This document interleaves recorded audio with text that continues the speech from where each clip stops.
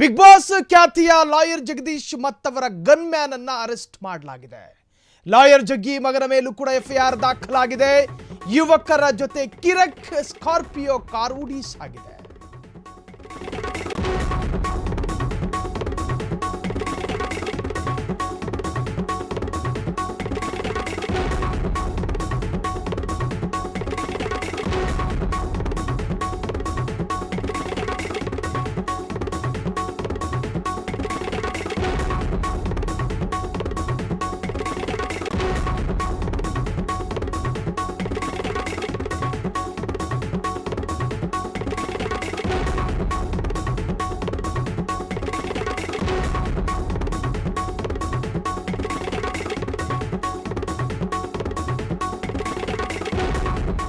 Lawyer Jagadish ಅವರನ್ನು arrest ಮಾಡಲಾಗಿದೆ.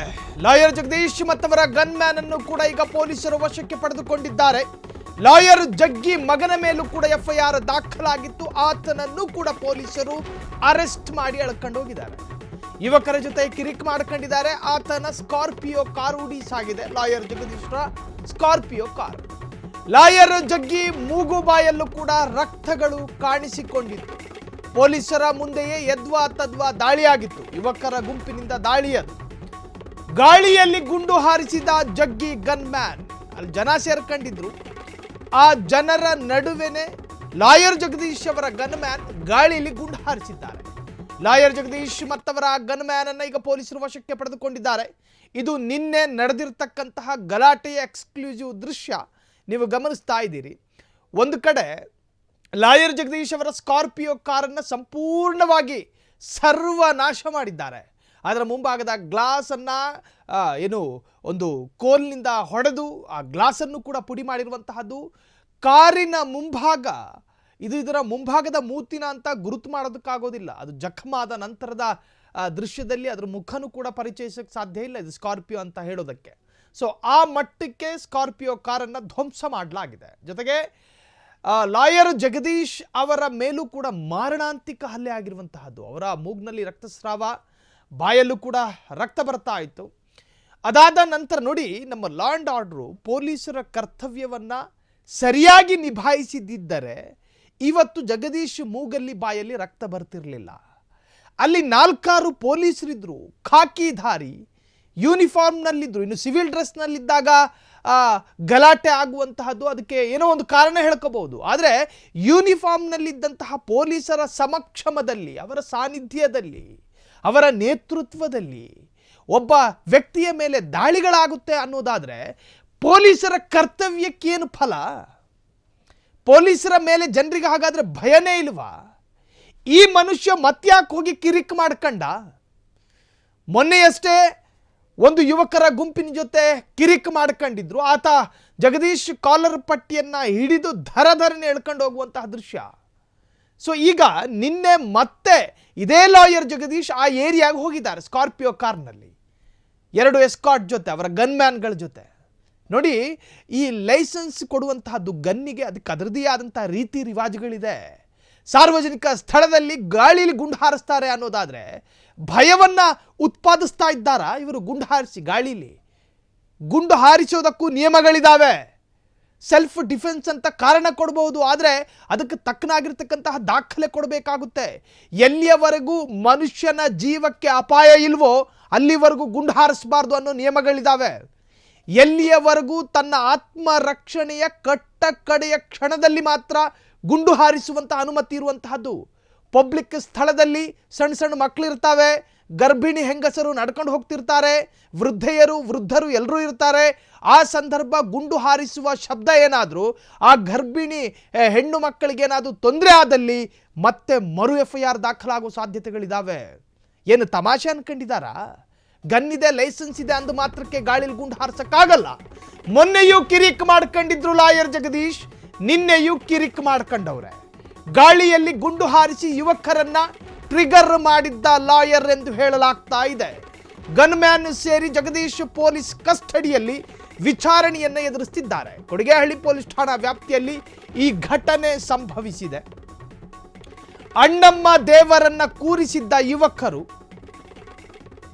ಅನುಮತಿ ತಕ್ಕೊಂಡಿದ್ದೀರಾ ಅಂತ ಹೇಳಿ ಕ್ಯಾಥೆ ತೆಗೆದಿದ್ದಾರೆ ಜಗ್ಗಿ ಅಂತ ಆರೋಪಗಳು ಯುವಕರು ಮಾಡ್ತಾ ಇದ್ದಾರೆ. ವಾಗ್ವಾದದಲ್ಲಿ ಶುರುವಾಗಿ ಗುಂಡು ಹಾರಿಸುವಲ್ಲಿ ಅಂತ್ಯ ಕಂಡಿದೆ. ಇಂದು ನ್ಯಾಯಾಧೀಶರ ಮುಂದೆ ಜಗದೀಶ್ ಹಾಜರಾಗುವ ಸಾಧ್ಯತೆಗಳಿದ್ದಾವೆ. ಪೊಲೀಸರು ವಶಕ್ಕೆ ಪಡ್ಕೊಂಡಿದ್ದಾರೆ. ಇನ್ನು ಆ ಯುವಕರ ವಿರುದ್ಧವೂ ಕೂಡ FIR ದಾಖಲಾಗಿದೆ. ಮೊನ್ನೆ ಇದೇ ಜಗದೀಶ್ ಯುವಕನ ಜೊತೆ ಕಿರಿಕ್ ಮಾಡಿಕೊಳ್ಳುವ ದೃಶ್ಯವೊಂದು ಸೋಷಿಯಲ್ ಮೀಡಿಯಾದಲ್ಲಿ ವೈರಲ್ ಆಗಿತ್ತು. ಜಗದೀಶ್ ಎಕ್ಸ್ಕ್ಲೂಸಿವ್ ಆಗಿ ಫ್ರೀಡಮ್ ಟಿವಿ ಜೊತೆ ಮಾತನಾಡಿದ್ರು.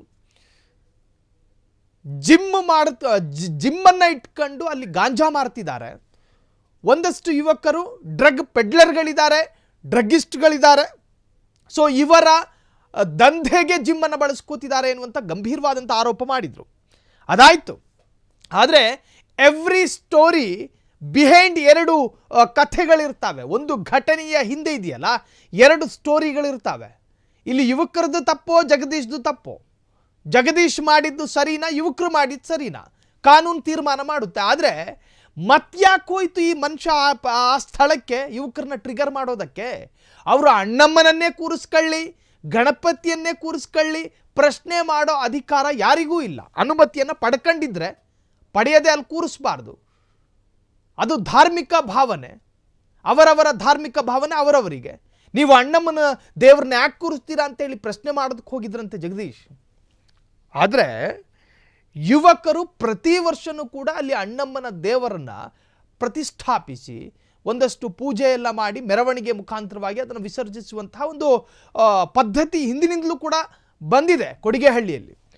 ಸೊ ಈ ವರ್ಷ ಏನು ಸ್ಪೆಷಲ್? ಜಗದೀಶ್ ಯಾಕೆ ಬಂದು ನಮ್ಮನ್ನು ಪ್ರಶ್ನೆ ಮಾಡಬೇಕು? ಹಾಗೆ ರಾತ್ರೋರಾತ್ರಿ ಸಂಜೆ ಆಗ್ತಾ ಇದ್ದ ಹಾಗೆ ಸ್ಕಾರ್ಪಿಯೋ ಕಾರ್ನಲ್ಲಿ 2 ಗನ್ಮ್ಯಾನ್ಗಳನ್ನು ಇಟ್ಕೊಂಡು ಜಗದೀಶ್ ಹೋದರು. ಇಳಿದ ನಂತರ ಸಾರ್ವಜನಿಕರು ಸೇರ್ಕೊಂಡ್ರು. ಆರಂಭದಲ್ಲಿ ಅದೇ ಯುವಕರ ಜೊತೆ ವಾಗ್ವಾದಗಳು ಶುರುವಾಯಿತು. ಕ್ಷಣಾರ್ಧದಲ್ಲೇ ಬದಲಾಯಿತು ನೋಡಿ ಸನ್ನಿವೇಶ. ದೊಣ್ಣೆ ಕಲ್ಲುಗಳಿಂದ ಸ್ಕಾರ್ಪಿಯೋ ಕಾರ್ ಮೇಲೆ ದಾಳಿ ಮಾಡಲಾಯಿತು. ಜಗದೀಶ್ ಮೂಗು ಬಾಯಿ ಅಂತ ನೋಡದೆ ಹೊಡೆಯಲಾಯಿತು. ಪೊಲೀಸರು ಇದ್ದರು.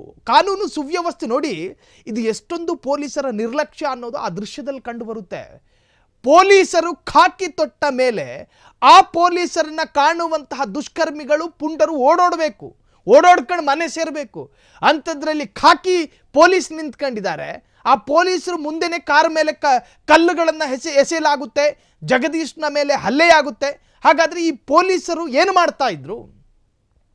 ಪೊಲೀಸರ ಕರ್ತವ್ಯ ಲೋಪವೂ ಕೂಡ ಇಲ್ಲಿ ಎದ್ದು ಕಾಣ್ತಾ ಇದೆ. ಈ ಪೊಲೀಸರ ವಿರುದ್ಧವೂ ಕೂಡ ಪ್ರಕರಣ ದಾಖಲಾಗಬೇಕು. ಕಾರಣ, ಒಂದು ಪೊಲೀಸರು ಬಂದು ನಿಂತಾಗ ಆ ಪೊಲೀಸರ ಎದುರಲ್ಲೇ ಒಬ್ಬನ ಮೇಲೆ ದಾಳಿ ಆಗೋದಂದ್ರೆ ಜನಸಾಮಾನ್ಯರಿಗೆ ಹಾಗಾದರೆ ರಕ್ಷಣೆಯಲ್ಲಿ ಯಾರು ಕೊಡ್ತಾರೆ ರಕ್ಷಣೆ? ಪೊಲೀಸರು ತಾನೇ ಕೊಡಬೇಕು. ಎಸ್, ಆ ಎಕ್ಸ್ಕ್ಲೂಸಿವ್ ದೃಶ್ಯವನ್ನು ನೀವೀಗ ಗಮನಿಸ್ತಾ ಇದ್ದೀರಿ.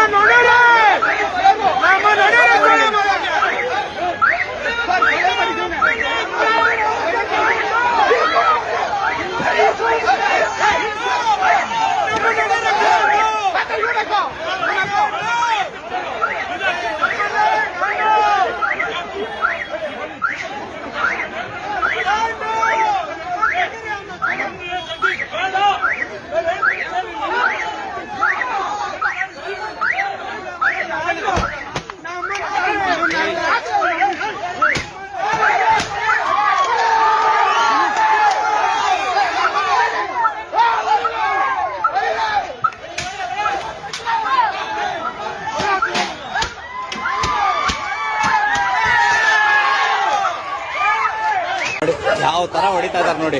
ಅದು ನೋಡಿ ಏನಿದೆ ಗಲಾಟೆ.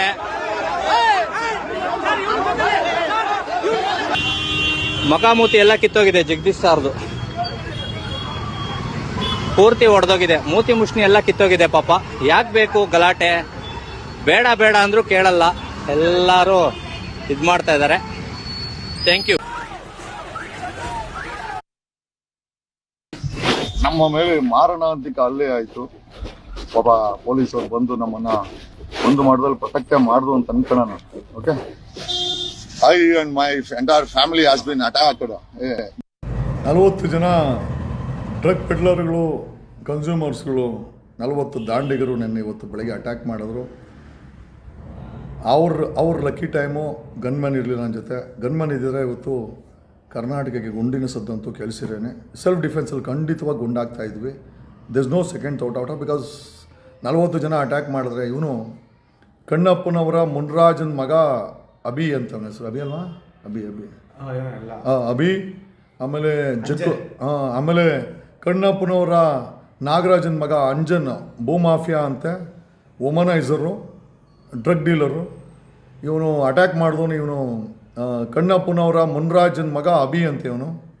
ಆಮೇಲೆ ಪೆಟ್ರೋಲ್ ಬಾಬು, ಉತ್ತರ ಕರ್ನಾಟಕದ ಯಾದಗಿರಿ ನಾಗರಾಜ್ ಅಂತೆ. ನೋಡಿ ಲೆಕ್ಕ ಹಾಕಳ್ರಿ, ನಾವು ಯಾದಗಿರಿ 60 ಗುಡ್ಸ್ ಓಡ್ಸಾಕ್ರೆ ನಾವು ಹೋಗಿ ಅಡ್ಡ ನಿಂತ್ಕೊಂಡ್ರಿ. ಇವನು ಯಾದಗಿರಿ ಇವನು ಡ್ರಗ್ಸ್ ಸಪ್ಲೈ ಮಾಡ್ತಂತೆ ನಮ್ಮ ಏರಿಯಾದಲ್ಲಿ.